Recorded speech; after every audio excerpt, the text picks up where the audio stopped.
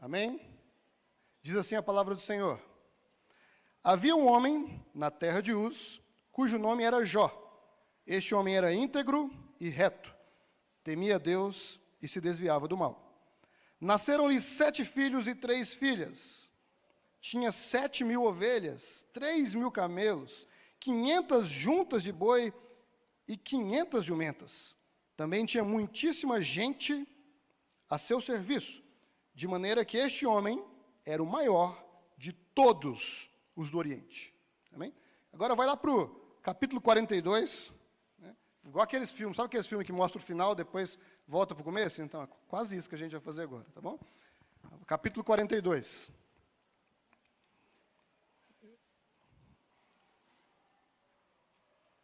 Diz assim,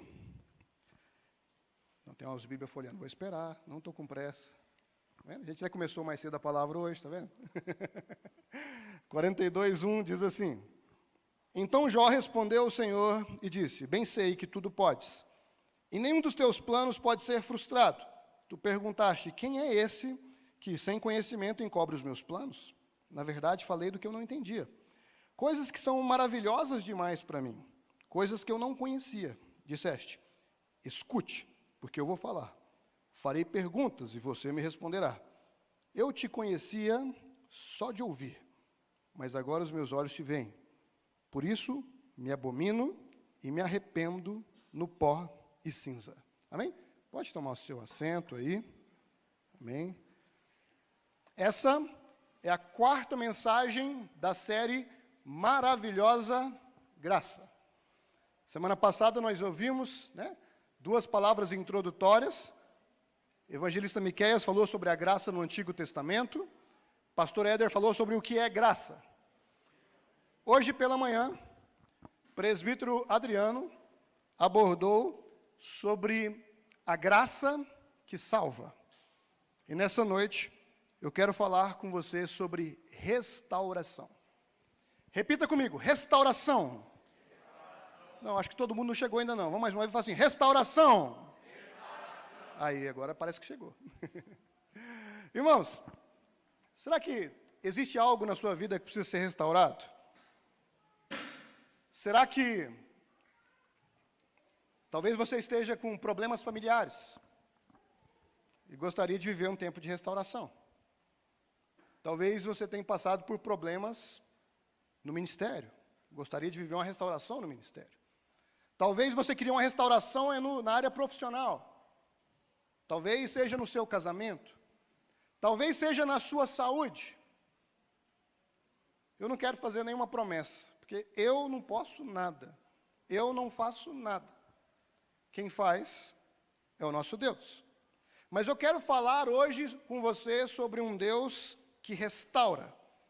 E Ele o faz por causa da sua maravilhosa graça. Amém? Então, entretanto, antes da gente chegar na restauração, nós precisamos pensar sobre como chegamos a esse ponto. E usaremos como pano de fundo a história de Jó. Quem aqui conhece a história de Jó? Faz assim, ó. Ok? Tem algumas pessoas que não conhecem. Então, você que não conhece, você vai conhecer hoje. Viu? Miqueias, hoje é só livro de Jó que a gente vai ler, beleza? Não te passei o texto, então você vai ter que ficar esperto aí. Tá bom? Eu gosto muito de usar, né, de falar sobre graça usando textos do Antigo Testamento.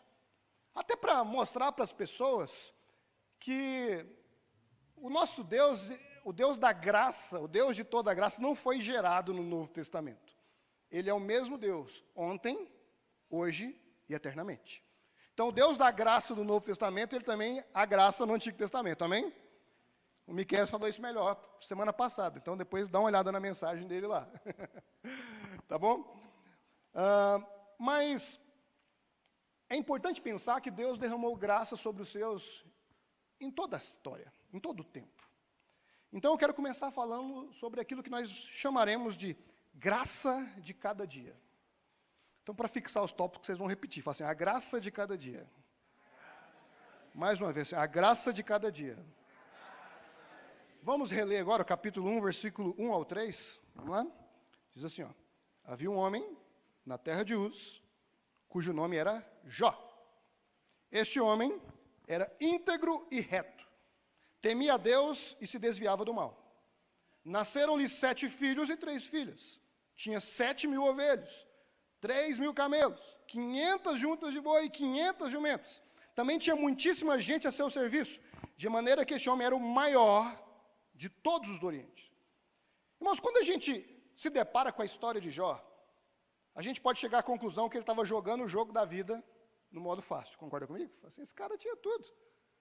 Ele tinha uma família grande, ele tinha dinheiro para dar com rodo, né? Para puxar com rodo. Ele era o maior do Oriente, certo?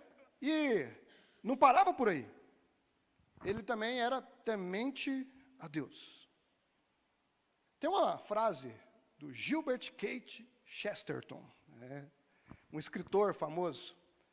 Ele diz o seguinte, que a coisa mais extraordinária do mundo é um homem comum, uma mulher comum e seus filhos comuns. Então, tá vendo? Se você vive essa realidade, essa é a coisa mais extraordinária do mundo. Um homem comum, uma mulher comum e seus filhos comuns. Amém? Glória a Deus.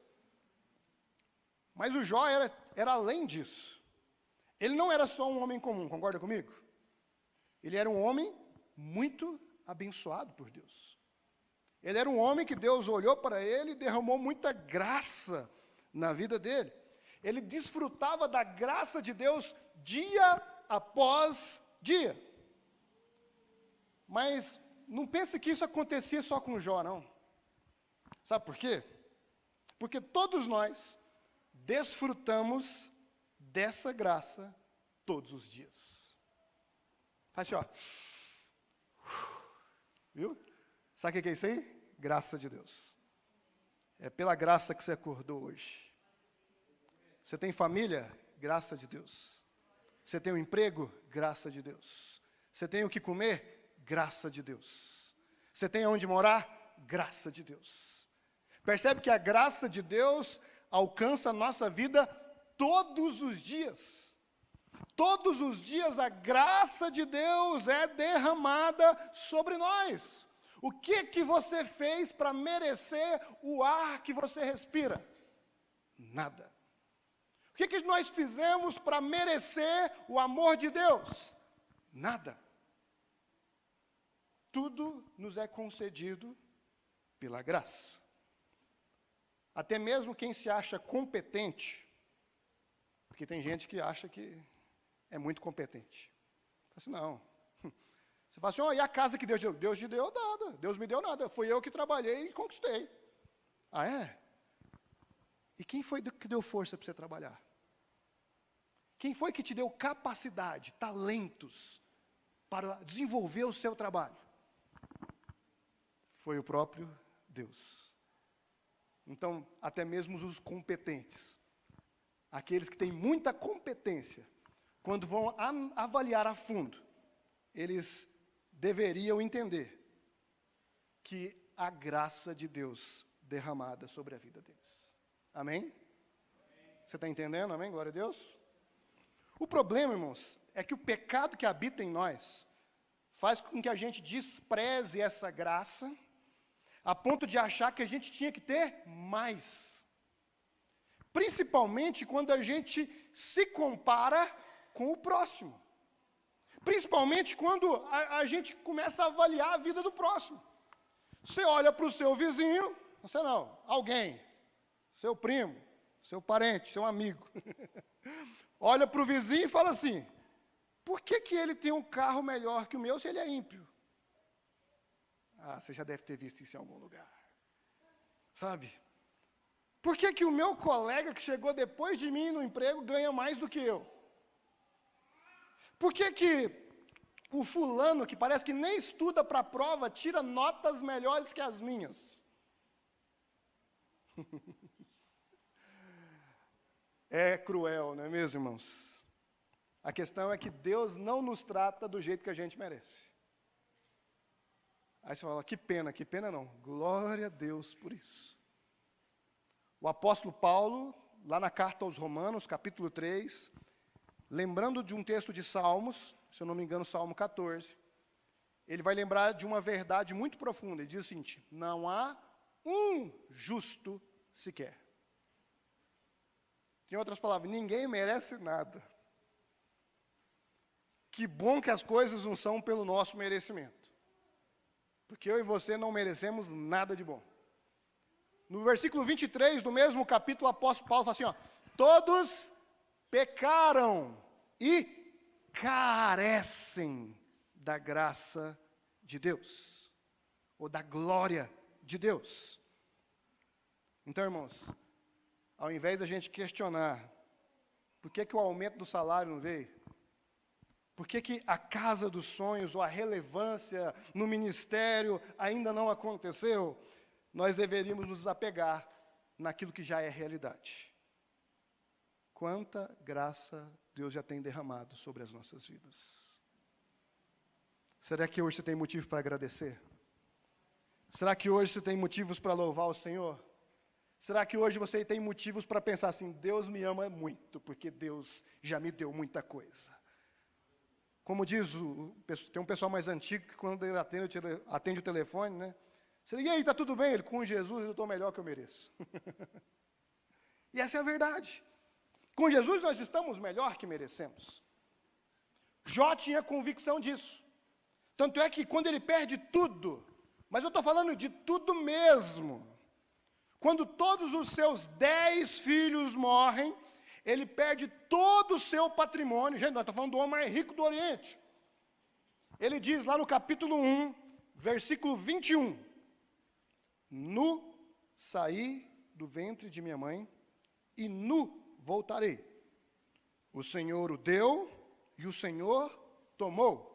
Bendito seja o nome do Senhor.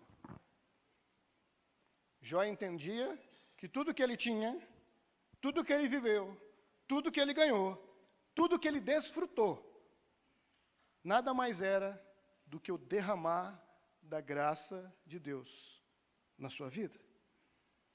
Então eu te pergunto, você já agradeceu hoje a Deus por tanta graça derramada sobre você e sua família?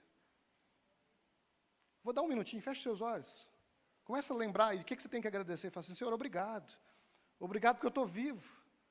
Obrigado pela minha família, obrigado pela minha igreja, obrigado pelo meu trabalho, obrigado pela minha casa. Lembra aí, vai lembrando. E vai agradecendo a Deus, fala assim, Senhor, obrigado. Talvez você não sabe o que dizer, só fala, obrigado, Senhor, porque eu tenho muita coisa para agradecer. Sabe porque de fato nós temos, irmãos. Senhor, hoje nós queremos te louvar, Senhor, porque o Senhor tem cuidado de nós. O Senhor tem nos dado mais do que nós merecemos, Senhor. Ó Senhor, é por isso que só o Senhor é digno de toda honra, de toda glória, de todo louvor.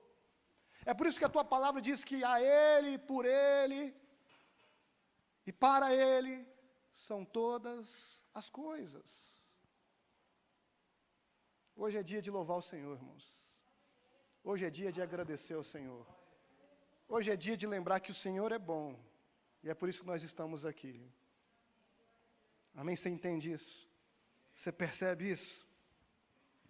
Todavia, existe uma situação comum à vida de todos, que faz muita gente refletir. E a gente vai chamar isso de a aparente ausência de graça. Complexo, né?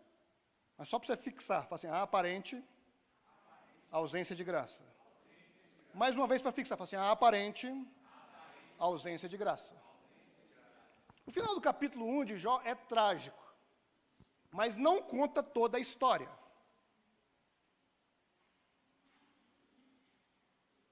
No capítulo 2, ele vai dizer que, além dele perder todos os seus filhos, além dele perder todo o seu patrimônio,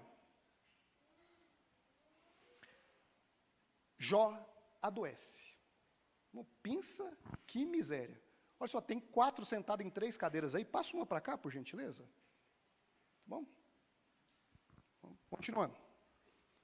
Quando isso acontece, nós temos a famosa conversa entre Jó e sua esposa. Se você foi como eu, criado na igreja na década de 90, você vai lembrar da musiquinha agora, quer ver? Capítulo 2 de Jó. Ao versículo 9 e 10, nós temos o diálogo entre Jó e a sua esposa. Lembrou da musiquinha agora, né? que a esposa de Jó diz? Olha, versículo 9.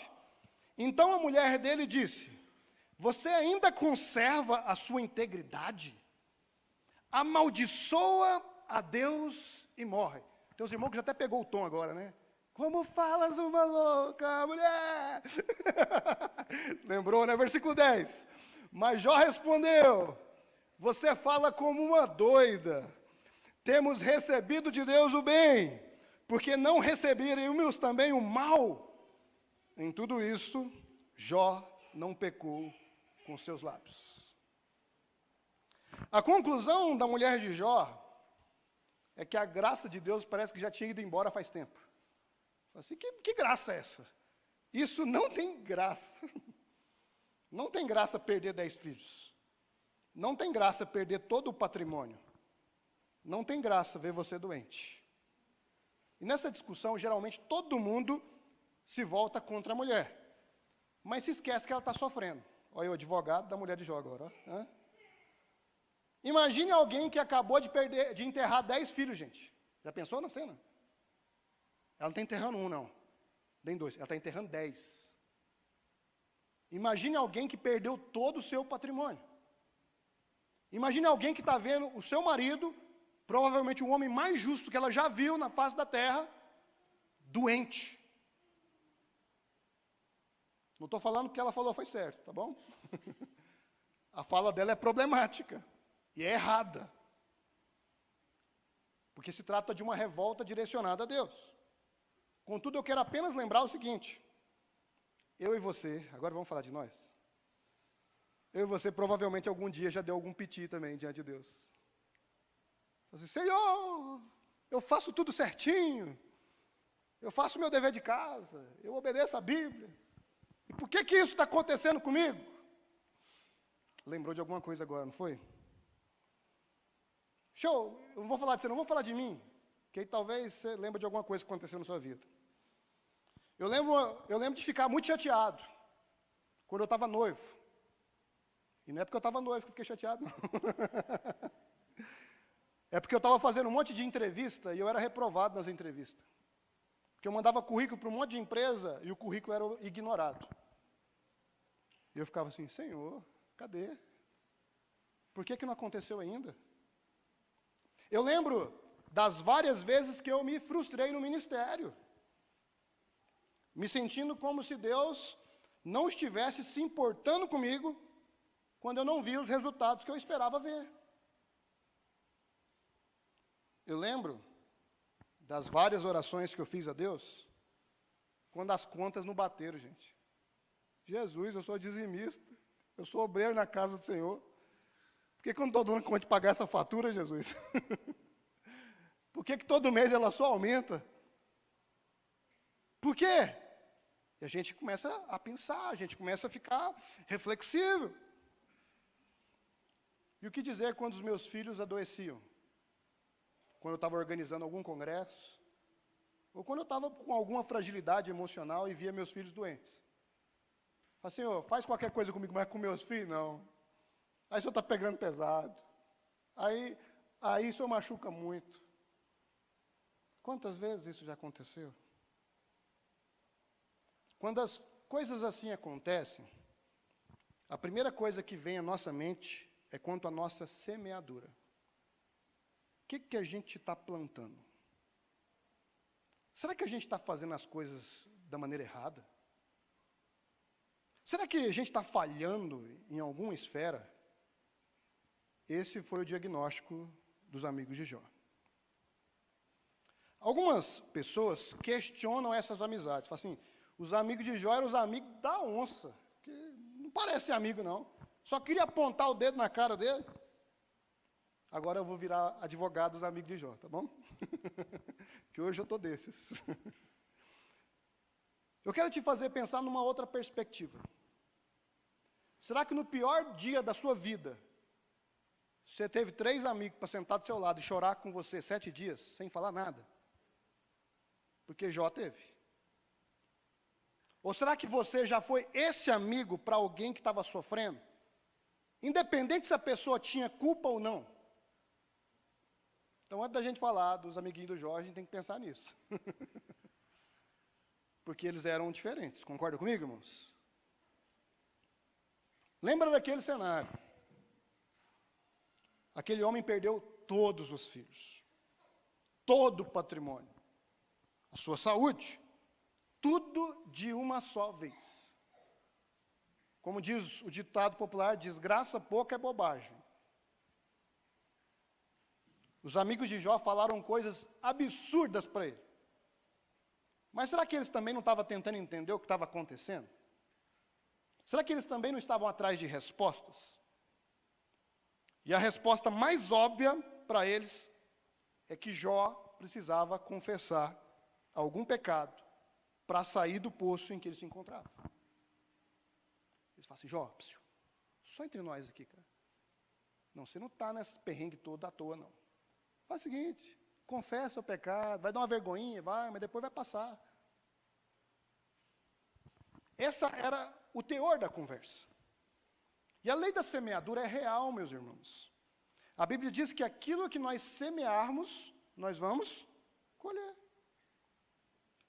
Então, quando a gente ora pela família, quando a gente apresenta um testemunho irrepreensível, quando a gente cultiva o casamento, é fiel nos dízimos e nas ofertas, se empenha no trabalho, desenvolve as disciplinas espirituais, dentre outras coisas, são sementes que estamos lançando. Façam comigo, semente.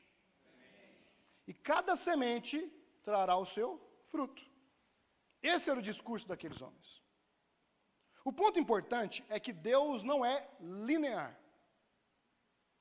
Não dá para a gente prever o que Deus vai fazer,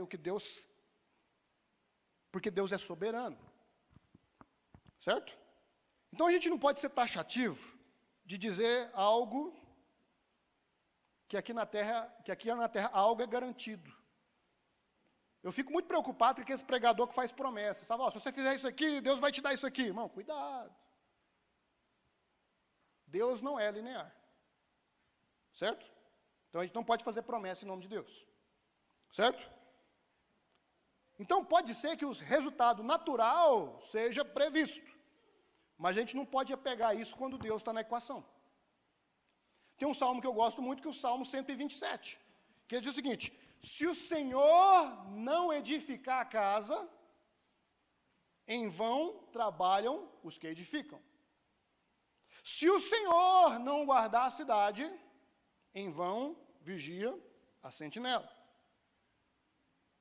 Toda semente que a gente lança, conta com a vontade soberana de Deus.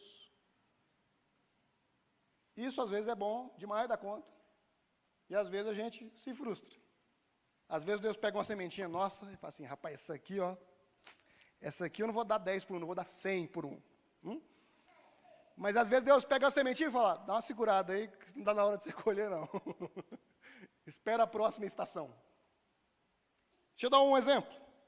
Às vezes, nós lançamos a semente e colhemos os seus frutos.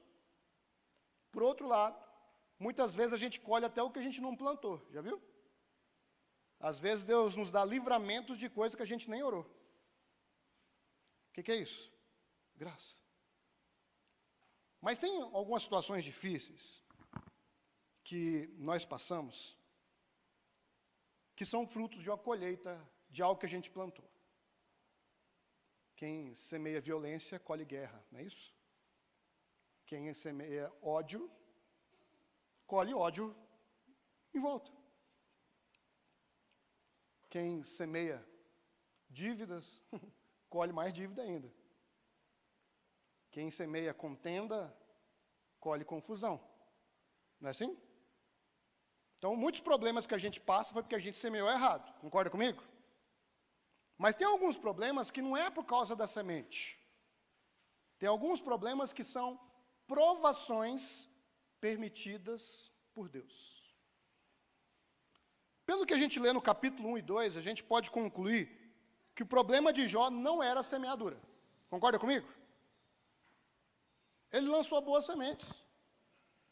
Jó cuidou da sua família. Ele buscou um relacionamento sincero e próximo de Deus. Ele se santificava. Então ele fazia a sua parte. O que ele não contava é que Deus permitiu que ele fosse provado arduamente. E a provação nos faz refletir sobre o porquê das coisas. No entanto, mesmo que Deus responda o porquê, o objetivo dele não é fazer a gente pensar sobre a razão, mas sobre o que ele quer gerar em nós em cada provação. Então, está na prova, irmão? A pergunta certa não é por que estou na prova, mas é para quê? O que Deus quer produzir nisso? O que Deus quer fazer em mim, através de mim e apesar de mim, nessa situação? Percebe? Amém? Na hora que fala de prova, dá um desânimo, né? Eu sei. É assim mesmo. Mas vai melhorar, tá bom? Fica aí. Deus permite que os seus filhos passem por provações, para o aperfeiçoamento na fé.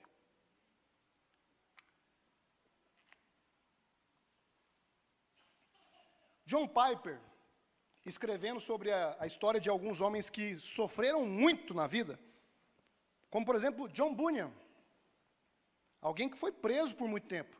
A gente vê o Peregrino, já viu o livro Peregrino? Então, foi escrito na prisão.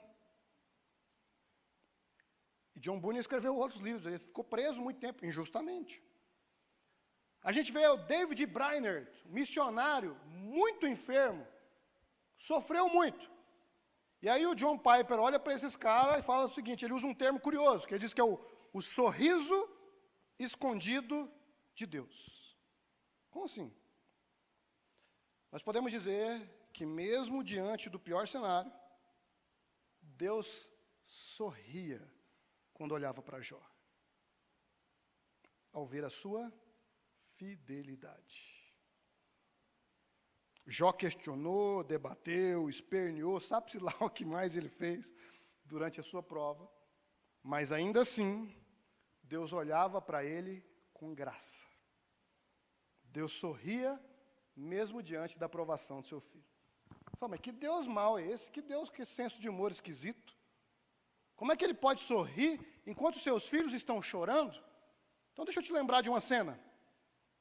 Jesus Cristo, o Filho unigênito de Deus, foi morto na cruz do Calvário. E isso causou o quê? Isso trouxe o quê? Salvação a todo aquele que crê. Então, mesmo no pior dia, Deus sorriu. Pesado isso, não? Será que hoje você se encontra como Jó? Será que você tem chorado, questionado, debatido, sofrido com a sua situação atual, seja ela qual for? Talvez hoje ainda o Senhor tenha uma resposta para a sua angústia. A gente não sabe como, mas Deus resolveu falar com Jó no meio de um redemoinho. Tem um pessoal que depois que vê essa cena aqui, fica procurando redemoinho para entrar, né? Vê se Deus fala comigo lá. E engana-se quem acha que Deus pegou leve com Jó. Vamos ver o início da conversa, ó. Jó 38, versículo 1. Então, do meio de um redemoinho, o Senhor respondeu a Jó e disse: quem é esse que obscurece os meus planos com palavras sem conhecimento?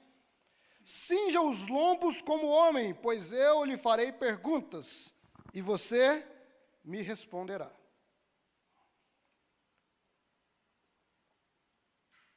Deus resolve fazer algumas perguntas retóricas para Jó. O Jó ficou lá debatendo com os amigos. E aí depois eles falaram assim, então agora vamos conversar, Jó. E aí as perguntas de Deus para Jó eram mais ou menos assim, onde é que você estava quando eu criei o céu e a terra? Você sabe como é que as leis naturais funcionam? Você sabe como é que funciona isso? Você sabe como é que foi feito aquilo? Você sabe isso, isso aqui? Em outras palavras, Deus estava querendo dizer para Jó assim, por que você está me questionando, cara? Você está achando que você sabe mais que eu? E às vezes a gente acha que a gente sabe mais que Deus, já viu? Você faz a oração já dando a resposta para Deus. Senhor, eu estou passando por um problema, o senhor podia fazer isso aqui. E Deus falou, ops, senta aí, espera aí, não é assim não, tá? Deixa eu explicar como é que as coisas funcionam. O ser humano tem a mania de achar que sabe de tudo. O que apareceu de especialista em segurança pública nos últimos dias, depois do problema lá no Rio de Janeiro, não cabe no papel. O brasileiro, ele questiona o pessoal que estuda muitos anos para desenvolver uma vacina, aí o brasileiro fala, não, isso aí está errado. Sem nem olhar a fórmula. Convocação da seleção brasileira, só tem especialista. Não, e não chamou fulano, tinha que ter chamado. Política, o que tanto brasileiro entende de política, não é mesmo?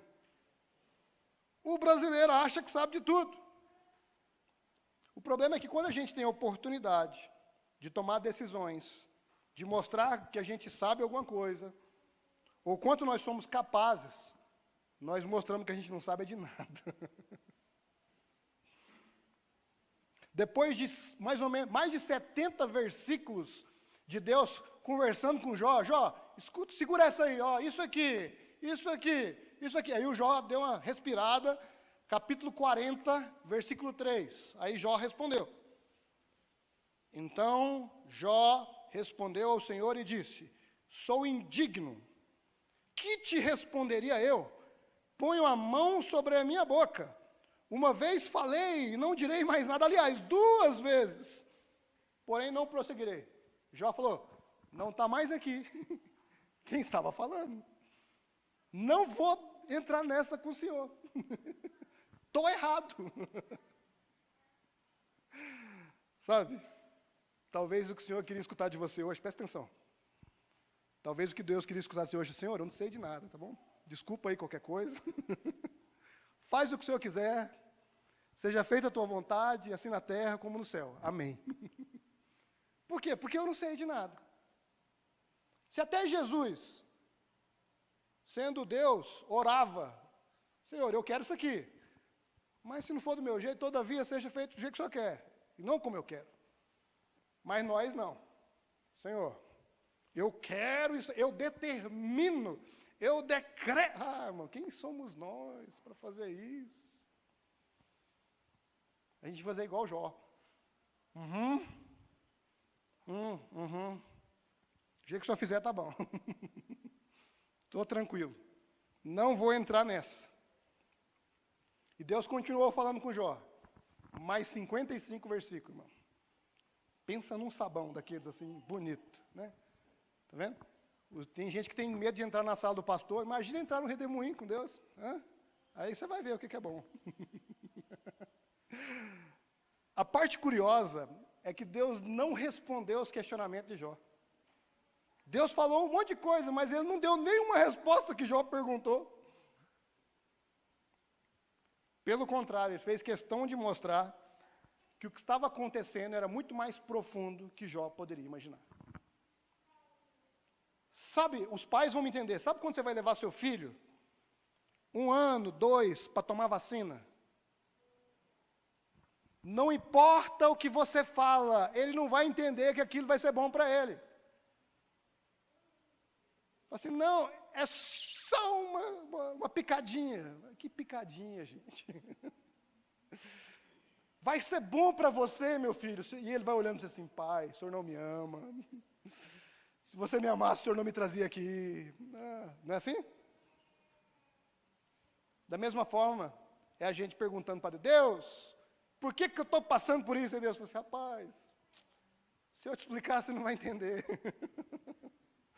Então fica quietinho aí, só confia. Só crê.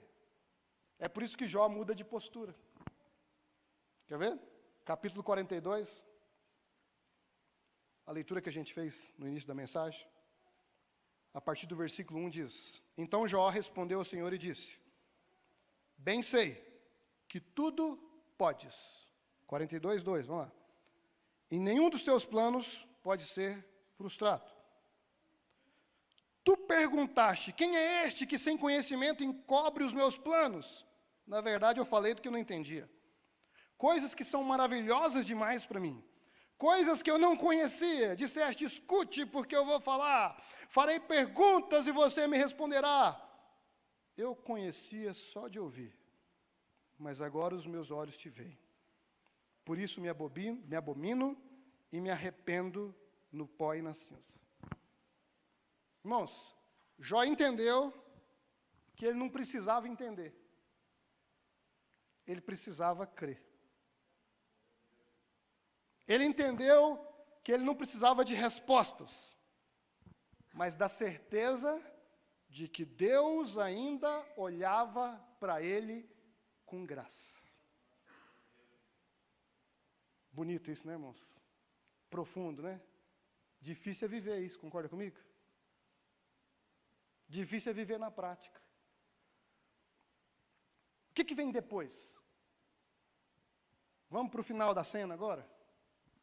Deus repreende os amigos de Jó, que foram duros com ele, e exige uma retratação deles por meio de oferta. Diz que algo aconteceria quando Jó orasse por eles. É por isso que Tiago vai dizer lá no capítulo 5, né, versículo 16, que a oração do justo, né, faz muito efeito. Muito pode, por sua eficácia, a súplica do justo. Por fim, nós vemos um derramar de graça por todo lado. Deus olha assim, Bildade, ele faz e Zafar. Eu não vou tratar vocês igual vocês merecem, não, tá? O que é isso? Graça. Quando Jó ora para os seus amigos, a Bíblia diz que Deus faz ele próspero de novo. Irmãos, e não foi num passe de mágica, tá? Vamos fazer uma conta simples, né? Jó teve de novo 10 filhos. E ninguém tem 10 filhos. Assim, concorda comigo? Jó agora tem o dobro da riqueza que ele tinha antes. Então, há algum tempo aconteceu uma reconstrução, uma restauração. Mas, sabe qual que é a parte mais legal? É que a Bíblia diz que Jó viveu mais 140 anos. Ele viu até a 4ª geração. Então ele viu o filho, o neto, o bisneto e o trineto. Que isso, hein? Que privilégio. Não é mesmo? E ele morreu farto de dias. O que é isso tudo, irmãos? Graça. Aleluia. A graça é a providência de Deus para a restauração. A mais importante é quanto ao pecado. Quando nos arrependemos, quando confessamos os nossos pecados, o Senhor nos restaura, nos perdoa, faz de nós puros e justos. Mas essa graça também pode agir em outras áreas da nossa vida. Como bem a gente lê lá em Romanos 8:32. Aquele que não poupou o seu próprio filho, mas por todos nós o entregou, será que não dará graciosamente com ele todas as coisas? Preste atenção. Deus pode e Deus quer restaurar aquilo que foi destruído. O seu casamento tem solução. O seu problema familiar tem solução. O seu problema financeiro tem solução. O seu problema lá no trabalho tem solução. E a solução está em Cristo Jesus. Mas eu preciso dizer uma coisa. De nada vai adiantar Deus restaurar a sua família, seu casamento, seu emprego, sua vida financeira, sua saúde, se primeiro ele não tratar o seu pecado. O maior problema que a gente tem na vida é o pecado. A primeira coisa que a gente precisa resolver é o pecado. Então, será que hoje existe algo que precisa ser consertado diante do Senhor? Hoje Ele te diz, olha só, eu estou te esperando. Eu quero resolver o seu problema. Eu quero resolver o seu maior problema, que é o pecado. Agora, você já resolveu esse problema, se é um Jó, alguém que está sendo provado, mesmo diante de um testemunho piedoso, e reto, ele pode também perfeitamente mudar a sua história hoje. Então pare de procurar respostas e mergulhe nos braços de quem não tem quem não tem apenas as respostas, mas quem é a razão por trás delas. Hoje ainda, Deus quer te renovar e, quem sabe, mudar o cenário em que você se encontra. Você crê nisso, irmãos? Amém? Então fique de pé no seu lugar.